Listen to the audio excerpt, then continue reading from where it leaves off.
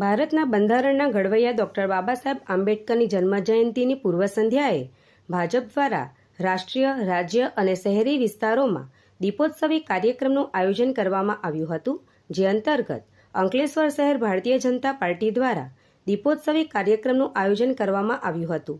શહેર ભાજપ દ્વારા railway station સ્થિત ડૉક્ટર બાબા સાહેબ આંબેડકરની પ્રતિમાની સાફ સફાઈ કરી દીપ પ્રગટાવવામાં આવ્યા હતા. આ પ્રસંગે પ્રદેશના હોદ્દેદાર દિનેશ રોહિત, અંકલેશ્વર શહેર ભાજપના પ્રમુખ ધર્મેન્દ્ર પુષ્કરણા, નોટિફાઈડ એરિયા ભાજપના પ્રમુખ જય તરૈયા સહિતના હોદ્દેદારો અને કાર્યકરો જોડાયા હતા અને ડૉક્ટર બાબા સાહેબ આંબેડકરને શ્રદ્ધાસુમન અર્પણ કર્યા હતા.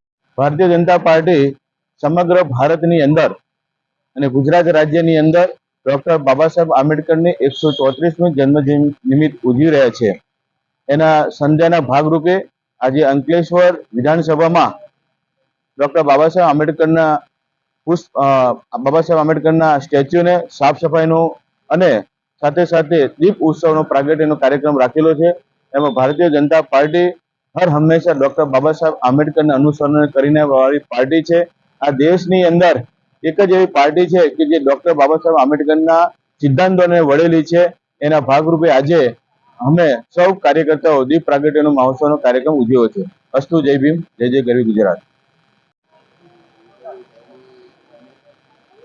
આદરણીય શ્રી ડોક્ટર બાબા સાહેબ આંબેડકરજીની 134મી જન્મ જયંતિ નિમિત્તે પાર્ટીને નક્કી કરેલ કાર્યક્રમો મુજબ સમગ્ર દેશમાં, રાજ્યમાં અને જિલ્લાઓ અને વિધાનસભા લેવલ પર બાબા સાહેબ ની જન્મ જયંતિની ઉજવણી કરવાનો કાર્યક્રમ નક્કી કરવામાં આવ્યો હતો, જેને અનુસરીને આવતીકાલે એમના જન્મદિવસની આજે પૂર્વ સંધ્યાએ દીપોત્સવી નો એક કાર્યક્રમ કરવામાં આવ્યો, જેની અંદર અમારા પ્રદેશના હોદ્દેદાર શ્રી દિનેશભાઈ રોહિત અને અમારા સંગઠન અને નગરપાલિકાના ચૂંટાયેલા સૌ સભ્યો ઉપસ્થિત રહ્યા.